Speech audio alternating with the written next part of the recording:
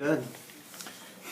Joining us here for the Daily News Editorial Board meeting is Adam Waszkowski, who's running for District 5 in the Estero Village Council race. Thank you for joining us today, Adam. Nice to be here. For the first couple of minutes here, can you sort of introduce yourself to people watching the video here and talk a little bit about your background here in Estero? Sure. Yeah, see here. Adam Waszkowski, married to my wife Denise for 15 years. We've lived in Stony Brook for the past 10 years. We have two sons, Peter and Charlie, ages 10 and 7, who go to Pinewoods Elementary. I am a portfolio manager with a small investment advisory firm in Naples. And I, as far as civic activities go, I coach my kids' soccer teams. I'm active in Boy Scouts of America. I'm the Cub Master of my son's Cub Scout pack for the past few years, and pretty much spent a lot of time with them, getting youth activities and raising our family here. So we consider Estero our hometown. Even though we've lived in several cities over the past 10 years. I'm actually born in Miami, Florida, and went to high school in Broward County in Fort Lauderdale.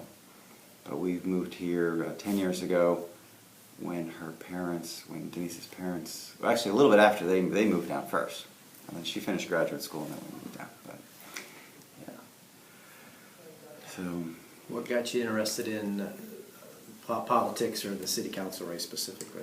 The city council race became interesting to me when I saw, as we were kind of moving towards incorporation, and that passed, and then the concept that we're going to be voters, we're going to be deciding on the local leadership and looking at the slate of potential candidates, and knowing the makeup of Estero, and that I live there and I plan on living there, being a part of Estero for indefinitely for the long future, is that I really feel that the council needs to have a voice for families and younger people on the council, because there are a lot of families and younger people, working professionals in Estero, and those folks definitely need to have their voices heard. Sounds like you've got a very busy life with your job, your family, and all the other activities you're involved with. Are you concerned at all in terms of having time to devote to this, to get this new village up and running? I'm concerned that it will take a lot of time, and I'm willing to put the effort in. I have the support of my partners and my family, and I'll probably cut back on some other activities, especially in the beginning when there's a lot to be done. Fortunately, there's a pretty extensive, what do they call it, the book of the transition book that really details out kind of the steps to go forward. And I think if we can rapidly get into place the city manager and the attorney, the legal advice side of it, then things will probably really kind of click into place pretty rapidly. So, yeah, I'm a little bit concerned, but I'm willing to put in the time, and I think that we all find places in our lives for the things that we do that we feel are important. You talked about some of those initial things in the transition book. As far as you're concerned, what are maybe the first couple of things that have to be done once you're seated? I would really like to see the problems with Corkscrew Road. I know it's not going to be a quick fix, but the problems with Corkscrew and the Estero Parkway really need to be elevated to the top of the list, the to-do list. They seem to be not even on the to-do list really, and they really need to be made priorities. Those two roads need sidewalks, lighting, bike lanes. Corkscrew Road out east, I mean, there are thousands of homes out there and more going up, and all those people have to drive on the 2-lane road, unlit. I mean, it is just, it's not good. Yet it seems to it seems to be a settled issue, and not a lot of people are paying attention to it. But I know that the people out the Bellaterra and the Reserve it's one of their main concerns. There's a lot of traffic, and it's very difficult and dangerous to get onto that road coming out of their communities. And there's more building planned. I can't see, we can't wait 4 years to talk about it again. It really needs to be made a priority. It's a county road, right? So what would the village be able to do with it if it's a county road? Right, apply pressure, really. I mean, really make it that our block of 27,000 registered voters wants to see that made a priority by the county, and to do what we need to do to make sure that they pay attention to getting that done. You talked at the beginning there about a city manager. Can you sort of walk through the steps of what your vision is there as far as waiting and hiring a full-time manager, getting an interim manager in, and what the qualifications are that you might be looking for? I'd like to see an interim manager come in almost immediately. I'm sure that there's a short list in the transition book of and there's some local people. There's a couple people I know, not quite personally, but arm's length, who have experience in that. And I think if we hired them on initially, they would be a huge resource in helping us get everything off the ground and have an effective search for a permanent city manager. And what are the qualities you're looking for in that permanent city manager? Someone who is great communication skills, very approachable, a person who shares our vision and the values that we have in Estero, as far as having a workable, livable community, having as diverse population as we can, keeping up the aesthetics and the architectural code, really having a strong value of having a smart growth with a limited government, being a self-starter, someone who's going to take the ball and go. I wouldn't want to see a council try to micromanage a city manager, because they need to do, city manager needs to be hired and let him do his job. Do you think that's somebody that could be found in Southwest Florida? Would you favor a statewide search, nationwide search? How far would you go? Well, the interim person definitely could be local. As far as the permanent person, I'd like to stay in Florida, because Florida has unique environmental and economic concerns that are a little bit different than a lot of other parts of the country.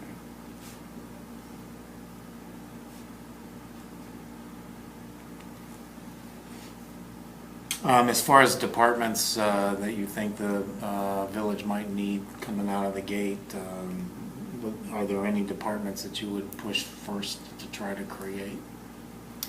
The zoning and the architectural review committees, boards, I'm sure the vernacular is, but those are things that need to come on board straight away, because there's a list, there's a waiting line of people who want to get projects done and approved.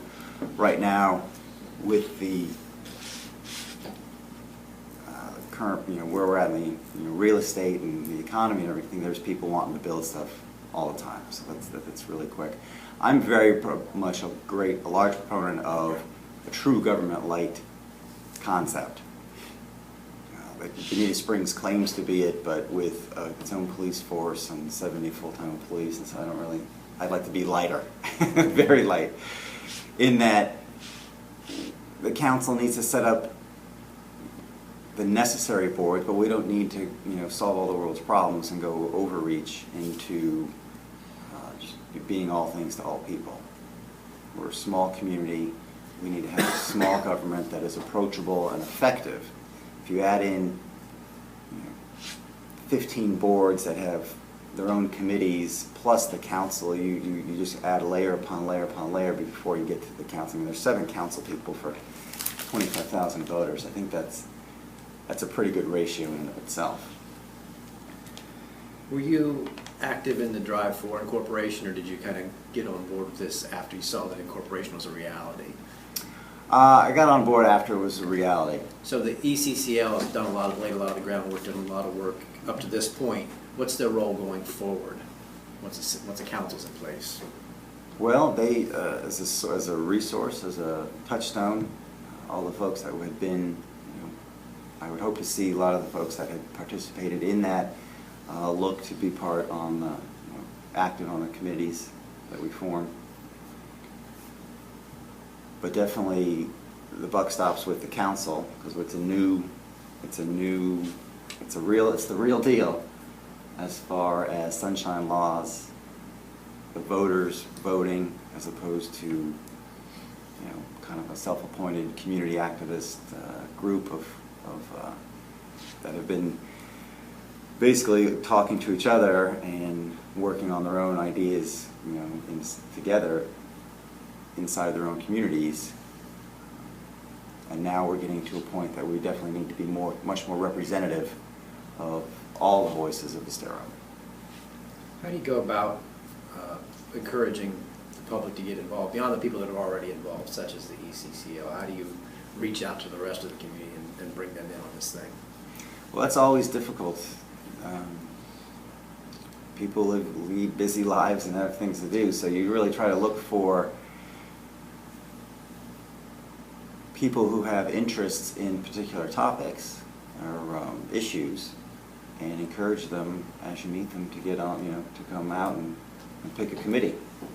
Especially when we get started, it'll be very exciting, and I think if we get people to come out early and say, hey, we're going to have these 4 boards or committees, and we need people straight away, to use the momentum that this election is having to get people to sign up early and to commit straight away, as opposed to waiting too long.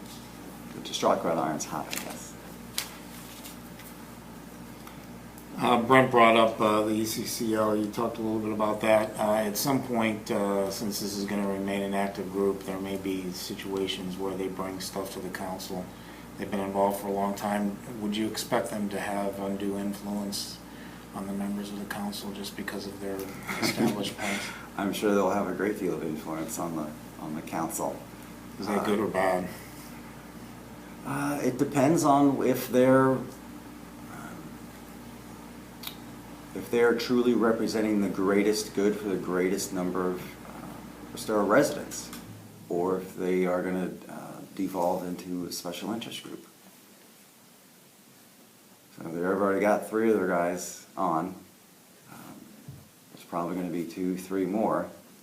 So there's going to be an outsider or 2, and then the ECCL. And being able to, hopefully we'll have to try extra hard to make sure that any new people who come on into the village government get a voice and get their opinions heard. You've had no involvement with the ECCL to this point, then? Correct. Yeah.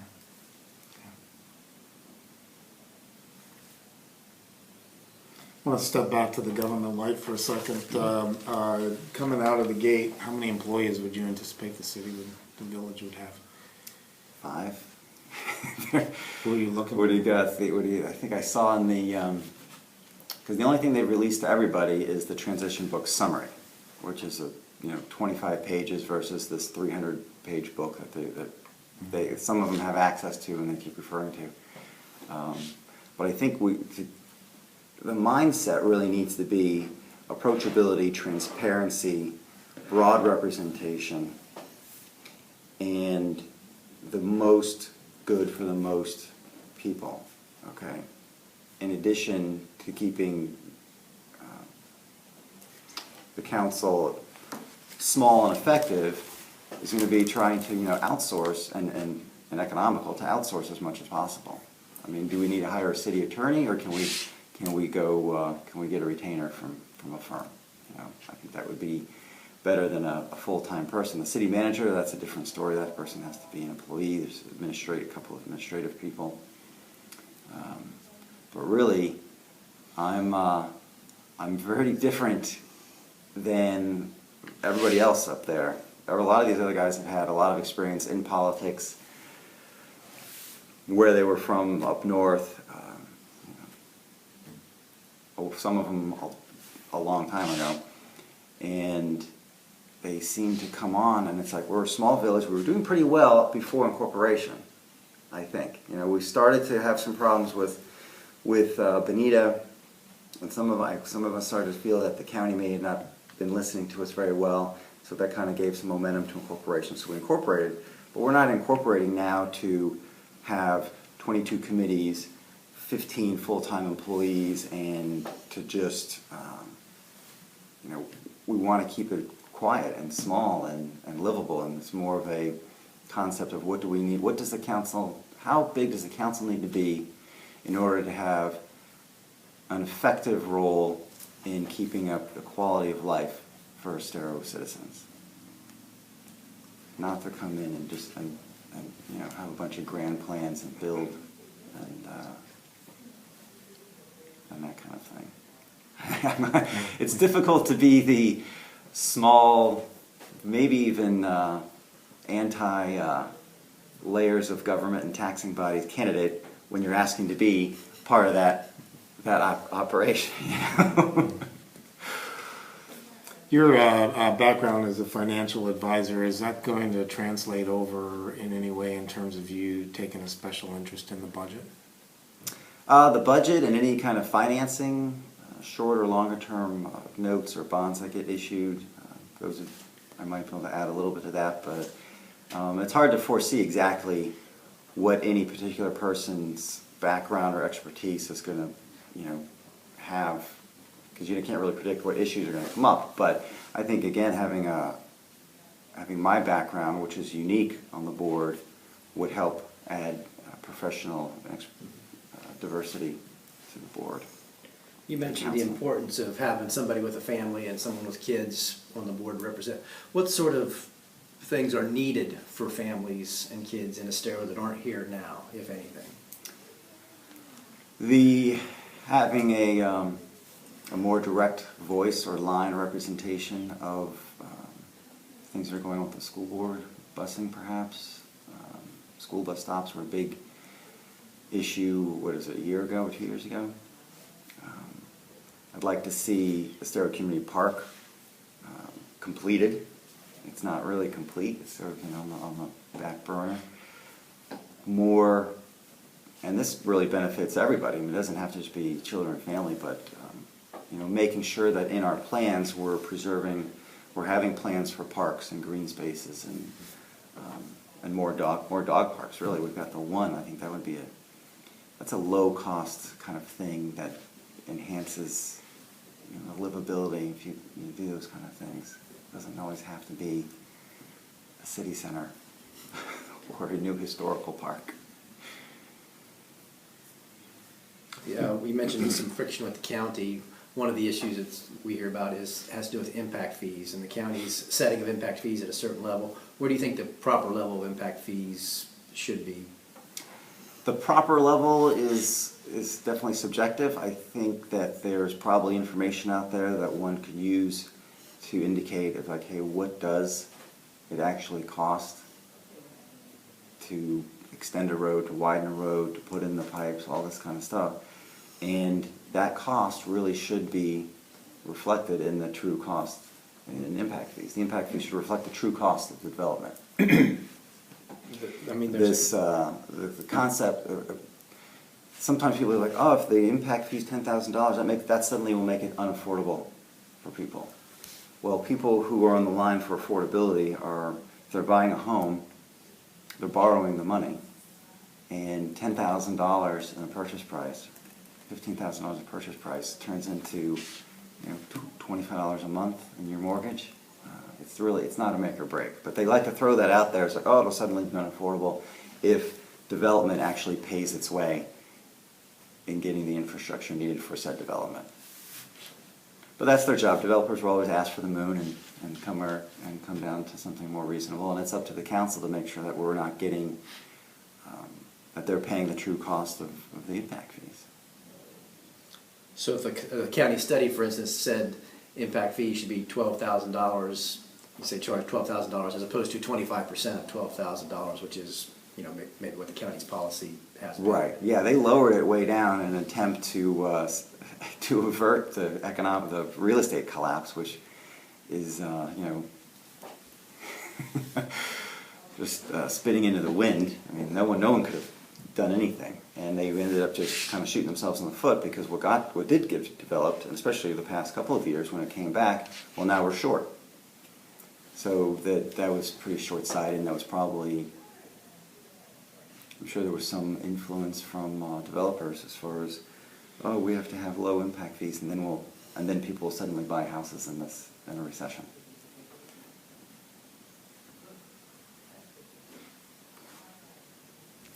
We also mentioned the relationship with Bonita Springs, perhaps leading to incorporation. What needs to be done to repair that, if repairs are necessary? Are we okay now? How do you reach out to your neighbors to the south? We open the lines of communication, maybe have a joint meeting or something, or barbecue perhaps, who knows, just to kind of meet each other and shake hands and know that we have to work together for the benefit of our two towns and our region, because there's a lot of issues that are going to overlap especially when it comes to development out east and any kind of north-south corridors that are going to go in eventually. We need to be on the same page and kind of the same penciled-in guidelines. One of the things that's come out in terms of the plan for the village of Estero is that there's going to be like a $3 million or so reserve, I guess, put aside each year for the first 5 years. As a financial advisor, do you think that that's a wise approach in terms of putting that money away, or should it be invested into the city now? I'd like to see a pretty substantial reserve built up. I wouldn't limit myself to saying, oh, we can't do anything for 5 years or 4 years or what have you, but a pretty substantial reserve, because those are forecasts as it is now. Who knows what actually will occur, so definitely the first year or two to make sure that those forecasts are coming through and the spending and the funds we thought were going to be there were there before we commit to multi-year projects. You're talking about 4 or 5 employees, budget of what, $5 or $6 million, but yet $3 million in reserves. Does that seem excessive to you to have that amount of reserves on a? It seemed like people say $3 million in the. My thought was that it was going to be closer to 2.5 in the summary book. It seems like a lot, but again, it's forecasts, and it could, sometimes people do forecasts, they tend to, forecasting is difficult, especially about the future. It's the, if they rounded up or thought things would, grow faster or on the same pace as the last 24, 36 months, perhaps those numbers are rosy. So I think shooting for a large surplus is better than saying, oh, we'll have a $500,000 surplus and then suddenly you're in deficit or something because it didn't work out. You're in the race where voters have 3 people to choose from. Why should they select you over the other 2? Right. Because in that district, especially in our district, which has a lot of families, I feel that our district should be the one that can represent working people and families. In addition, I'll bring a fresh voice and perspective to the council.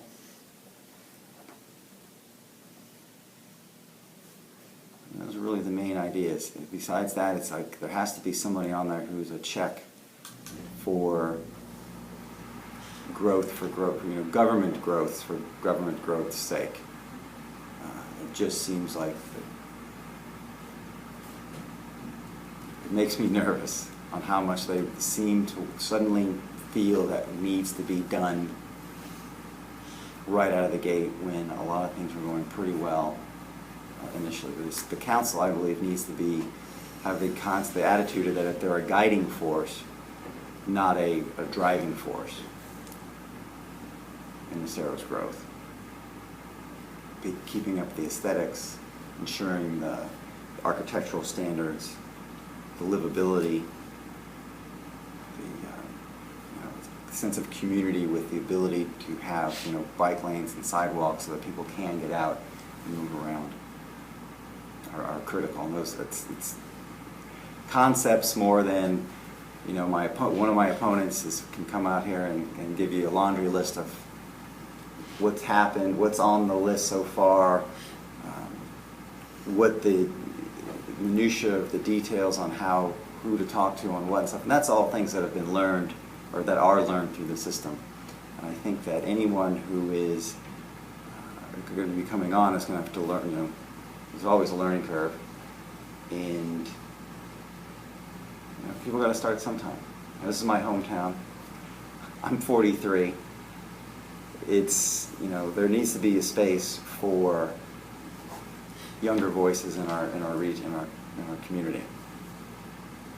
Just about out of time here, Adam. Is there anything that we haven't covered that you want to be sure we covered? Not really. I think we've covered everything. I would like to see a higher level of volunteerism in general, not just from our council, but from all of our towns and communities. There's a lot of work to be done in helping everyone grow. And I run into it all the time in Scouts, trying to get people to volunteer for things. The schools always need volunteers to come in, and you'd be surprised at what can happen when just a few more people show up to get things done. How much more can get done, and how much easier and enjoyable it is. Thanks for joining us today, Adam. All right, thank you.